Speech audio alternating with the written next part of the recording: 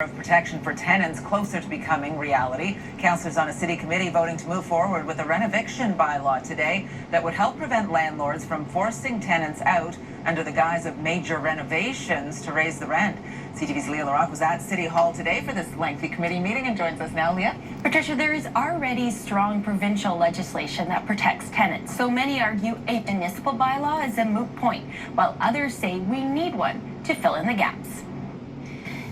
Nelda Giroux says she spent 2 years fighting being evicted from her apartment. I never thought I'd go through this because, like, I'm retired. I'm 74 years old. Her landlord wanted to renovate and then raise the rent. Oh, I wouldn't be able to afford a new place, not with the prices of groceries and everything is going up. She won her fight, but knows others don't. I'm also fighting for you. For you. She was one of nearly 30 delegates who spoke to councillors about a new proposed bylaw that would make it harder for landlords to evict tenants in order to do renovations. I still live in fear that my landlord can still try to renovict me again. The renoviction bylaws that you guys are considering today, and it gives me a lot of hope that I might be protected from a bad faith eviction in the future. But there is already provincial legislation against bad faith evictions, and opponents to a municipal bylaw says the city doesn't need one, saying it would overlap and add bureaucratic red tape and delays. The now strengthened provincial regime risks overlapping requirements, unnecessary administrative complexity, and an uncertainty about enforcement responsibilities.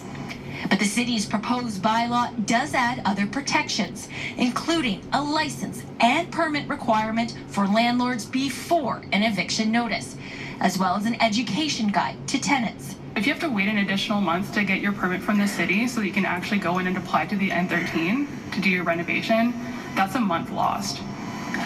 Time is money. Dissent. No dissents. One dissent from Councillor Lowe. After hours of debate, councillors voting yes.